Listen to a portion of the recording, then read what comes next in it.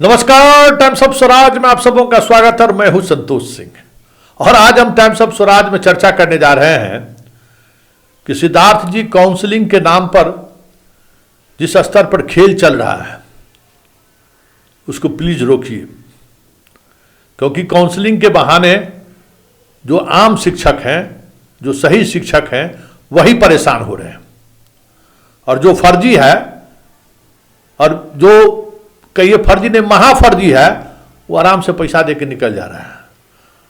ये मत सोचिए कि जिनको आप कंप्यूटर वाला सबको 20,000 रुपया पर जो रखे हैं बड़ा ईमानदार का हरिश्चंद्र है, ऐसा नहीं है।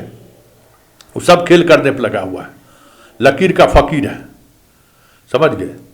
और शिक्षा विभाग का अधिकारी का हाल तो लगता है कि जो कफन पहन के भी कोई शिक्षक अगर पहुंच जाए तो उसका कफन उतार के जो है सो बेच देगा वो लोग।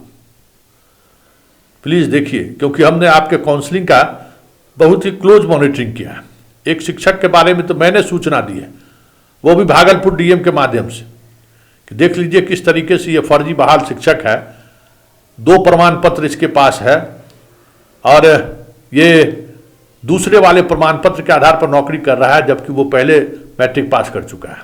सारा डॉक्यूमेंट्स के बाद डीपीओ स्थापना और जिला शिक्षा अधीक्षक ने कहा कि नहीं एकदम बहुत, ये तो सवाल ही नहीं, इस पर तो कार्रवाई एकदम बनती है। और उसके बाद ठंडे बस्ते में डाल दिया। बाद में हमें पता चला कि इस पर तो कोई कार्रवाई ही नहीं हुई, वो डाउटफुल हुआ भी नहीं, डाउटफुल तक नहीं किया उसको। और देखिए अभी वैशाली में 800 से 900 शिक्षक वहाँ परेशान हैं। क्यों? वहाँ की डीपीओ स्थापना ने एक पत्र जारी कर दिया सिद्धार्थ जी कि एक्सपीरियंस सर्टिफिकेट जो है प्राचार्य के माध्यम से आप ले लीजिए, जिनका हो जाएगा उनको हम बाद में उनको हम सर्टिफिकेट दे देंगे। हो गया, सब लोग अप्लाई कर दिए, परीक्षा दे दिए, पास हो गए। 800 से करीब लोग पास कर गए हैं वहाँ। अब जब सर्टिफिकेट लेने के लिए जा रहे हैं तो आप कह रहे हैं कि हम नहीं करेंगे, वो भूलवश लेटर जारी हो गया। अब बताइए, भूलवश लेटर जारी हो गया, जारी तो आपके अधिकारी ने किया, तो उसकी सजा जो है सो शिक्षकों को क्यों दे रहे हैं? क्यों शिक्षकों का रात का नींद दिन का चैन हराम किए हुए हैं? बताइए किस मानसिक स्थिति में वो इस दौर से गुजर रहे होंगे। परीक्षा भी दिए, पास भी किए और अब जो है सो आपके अधिकारी जो है सो अपनी मर्जी चला रहे हैं। कोई मतलब होगा ना भाई। एक्सपीरियंस सर्टिफिकेट है, उस वक्त में मान लीजिए शिक्षकों ने उनसे नहीं लिया, आज जरूरत है तो उनको देने में क्या परेशानी है भाई? और उस कारण से उसको डाउटफुल डाला जा रहा है। और आप प्रेस कॉन्फ्रेंस करके कहिएगा कि इतना फर्जी शिक्षक को हम लोग पकड़ लिए हैं। सेकेंड बार जो आप काउंसलिंग कराए 32,000 को, उसमें कितना डाउटफुल पकड़ाया? सब मैनेज हो गया ना? तो देखिए आज के तारीख में जो सच है ना, उसी को परेशानी है। जो सत्य के साथ खड़ा है वही परेशान है। इस बात को समझिए। जो शिक्षक किसी लंद फंद से इसको मतलब नहीं होता है, वो सबसे ज़्यादा परेशान है। इस काउंसलिंग में भाई एक्सपीरियंस सर्टिफिकेट कहीं से भी, भाई आप ही को देख, आपके यहाँ 8 वर्षों से है कि नहीं है ये आपको नहीं पता है, आपसे बेहतर कौन पता होगा। और आज अगर आप एक्सपीरियंस सर्टिफिकेट दे दीजिएगा तो कोई आपको फांसी चढ़ जाएगी क्या? आप कोई गुनाह कर दीजिएगा क्या? ऐसा तो नहीं है भाई। बहुत सारी प्रक्रियाएं हैं, आपका लेटर है, फिर भी ये बात हो रही है। किसी का थंब इम्प्रेशन नहीं मिल रहा है। आप थंब इम्प्रेशन परीक्षा सेंटर में कैसे लेते हैं लोग, किसी ने नहीं देखा किस तरीके से बच्चा टाइप का आदमी को भेज देते हैं कि जाके ले लो, और किसी तरह से किस उंगली से लिया, कैसे लिया, परीक्षा के दौरान परीक्षा का टेंशन। अब उसके लिए क्या परेशानी है? नाम में कुछ गड़बड़ी है तो उसके लिए परेशानी है। बाकी प्रक्रियाएं ठीक है, फिर भी कुछ नुक्सा लगा जा रहा है। अभी मधुबनी में शोकज पूछताछ हुआ है ना, ये कौन लोग हैं? 20-22 हज़ार पर बहाल किए हैं आप लोग। सरकार का पैसा क्या बचा? सरकार का पैसा बचा रहे के लिए रखे हैं।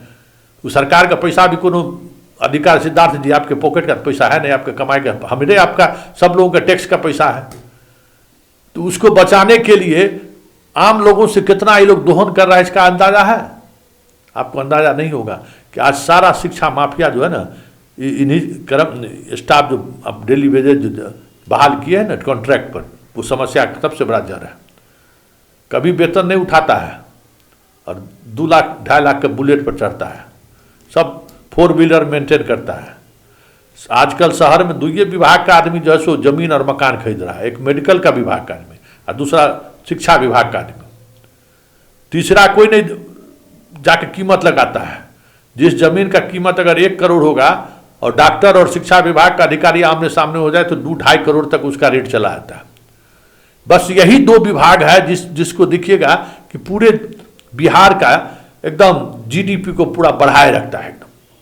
तो सिद्धार्थ जी जरा देखिए, ये काउंसलिंग के नाम पर जो शिक्षकों के साथ जो अत्याचार हो रहा है ना, ये कहीं से सही नहीं है। आप कहते हैं कि हम मानसिक तौर पर शिक्षकों को एक ऐसा माहौल देना चाहते हैं जिसमें वो बच्चों को पढ़ा सके, बच्चों के का रख रखाव कर सके, उनको गुणवत्तापूर्ण शिक्षा दे सके। ऐसे गुणवत्तापूर्ण शिक्षा होगा, इस तरीके से परेशान करिएगा तब, इस तरीके से आपका स्टाफ परेशान करता है। कुछ व्यवहारिक चीज़ें भी तो कुछ होती हैं जो काउंसलिंग कर, क्योंकि ये महत्व देखिए, काउंसलिंग से आपका एक भी चोर नहीं पकड़ाने वाला है। आप उस बार 32,000 का डाटा दिए ना, अब सेकंड बार का आप जांच कर लीजिए कि आप कितना है उसका 50। अरे आपके पटना में आकर जिसको के पाठक के समय में जो एक डॉक्यूमेंट्स पर 2-3 जगह नौकरी कर रहे थे, ऐसे लोग जो पकड़ा है, ओरिजिनल बेचारा 6-6 महीना तक सैलरी उसका बंद रहा, डुप्लीकेट वाक सैलरी जारी रहा। तो फिर मामला को हमने उठाया, उस मामले को पाठक तक संज्ञान में लाए, तब जाके मामला जो है सो सुलझा, नहीं तो सुलझने वाला नहीं लग रहा था। इस बात को समझिए कि शिक्षक अगर इस तरीके से मानसिक तौर पर टॉर्चर होगा, अधिकारी जो है सो कह दें और अपनी बात को डिनाई कर दे कि नहीं भूल बस पत्र निकल गया, तो आपको संज्ञान में लेना चाहिए। और हमें लगता है कि वैशाली के जिला शिक्षा अधीक्षक से स्पष्टीकरण पूछा जाना चाहिए कि क्यों इस तरीके से शिक्षकों को परेशान कर रहे हैं। देख रहे हैं ना, ये पत्र भी तो हमने चलाया है ना कि भाई जो पत्र उन्होंने जारी किया है, ये एक तरह की समस्या है। कई जगह से जिला से टीचर लोग फोन कर रहे हैं, जो समस्या कुछ न कुछ यही काउंसलिंग को लेकर है। अरे भाई, ये आप बहाल कर रहे हैं, ऐसे शिक्षक को आप हेडमास्टर बना रहे हैं या प्रधान शिक्षक बना रहे हैं जो आपके यहाँ दशकों से काम कर रहे हैं। उनका एक बार नहीं 14 बार डॉक्यूमेंट्स वेरिफिकेशन हो चुका होगा, हर जगह पर उनका डॉक्यूमेंट्स वेरिफिकेशन हो चुका होगा, हर जगह थंब इम्प्रेशन उसका हो चुका होगा, ई शिक्षा के रिक्वेस्ट पर नियमित उनका अटेंडेंस बन रहा होगा, सेल्फी ले रहे होंगे। तो उनके मामले में अगर कुछ तकनीकी समस्याएं आती हैं तो वहाँ के जो अधिकारी हैं वो उसके लिए सक्षम हैं, क्योंकि भाई ये सारे लोग तो सक्षमता परीक्षा भी दिए हैं ना, कितना जांच करिए भाई। सक्षमता परीक्षा भी दिए, सक्षमता परीक्षा भी पास हुआ, पास होने के बाद अब विशिष्ट शिक्षक हुए, अब प्राचार्य बनना चाहते हैं, हेडमास्टर या प्रधान शिक्षक बनना चाहते हैं। तो कितना बार इसका एक ही तरीके का जांच करिएगा। अरे भाई, शिक्षक है ना, आप ये देखिए, आपके यहाँ काम किया है ना वो देखिए। डॉक्यूमेंट्स तो आप जांच करने के प्रति अगर जिम्मेवार होते तो तबादले के लिए आतुर तो नहीं रहते कि हम तबादला कर दें। फिर ये सब जितना बिना डॉक्यूमेंट्स वेरिफिकेशन वाला सब जो इधर से उधर जाएगा, फिर उसके साथ जीवन में हर वक्त यही प्रॉब्लम आएगा जो प्रॉब्लम शिक्षकों को आ रहा है। डॉक्यूमेंट्स वेरिफिकेशन में जितनी तत्परता दिखाई जानी चाहिए उसमें तत्परता नहीं है, उसमें आपका जितना ही कंप्यूटर वाला है माल लेके जो है बैठ जाता है। हटाना तो दूर, हाईकोर्ट के आदेश के बाद भी हटा है। पता कर लीजिए सिद्धार्थ जी, जो अदर स्टेट की लड़कियां जो रिजर्वेशन का लाभ लिया है वो अभी तक अधिकांश जिलों में ड्यूटी कर रहा है, अपना जब मन हो रहा है 2-4-5 हज़ार रुपया वसूल ले रहा है आपका शिक्षा विभाग का अधिकारी। तो कम से कम इस पर लगाम लगना चाहिए। और हमारा एक सलाह है कि जहाँ सब काउंसलिंग सेंटर पर विजिलेंस का एक टीम भेज दीजिए, जहाँ पैसा मांगे पकड़ के जेल भेज दीजिए।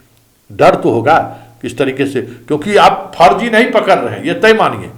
फर्जी बहुत उस्ताद है, उसको पकड़ना मुश्किल है। वो थंब इम्प्रेशन भी दूसरे से, अगर दूसरा कोई बैठा होगा ना तो उसके बदले में वो आके भी बैठ के जैसे थंब इम्प्रेशन मिला लेगा। थंब इम्प्रेशन में उसको प्रॉब्लम नहीं है, क्योंकि वो ऐसा आदमी ऊपर से लेकर नीचे तक मैनेज किया रहता है। और नेटवर्क में कोई एक आदमी नहीं रहता है, सैकड़ों आदमी लोग रहते हैं। तो जरा वैशाली की इस मैटर को देखिए और काउंसलिंग कर रहे अधिकारियों को एक निर्देश जारी करिए आप अपनी तरफ से कि क्या देखना क्या है, लकीर का फकीर ना बने। बीपीएससी में जो डॉक्यूमेंट्स उन्होंने दिया है अगर वही देखना है तो वैशाली वाले तो हेडमास्टर से एक्सपीरियंस सर्टिफिकेट लेकर तो दिया ही है, तो फिर आप क्यों बाध्यता कर रहे हैं कि नहीं ये आपका मान्य नहीं है। तो ये जो बातें हैं ना, व्यवहारिक पहलू इसका यही है कि इन सब मसलों पर जो स्थानीय शिक्षा पदाधिकारी हैं उनको जिम्मेवारी लेनी पड़ेगी। वो जिम्मेवारी लें कि हम काउंसलिंग जो कर रहे हैं उस काउंसलिंग में एक भी गलत शिक्षक नहीं आ रहे हैं। जब तक वो जिम्मेवारी नहीं लेंगे, इसी तरीके से लकीर का फकीर बने रहेंगे, तो आम शिक्षक जो है ना, जो ईमानदार शिक्षक है, सच्चा शिक्षक है, वही परेशान होगा। फर्जी वाले तो अपने तरीके से मैनेज करके निकल ही जाएंगे।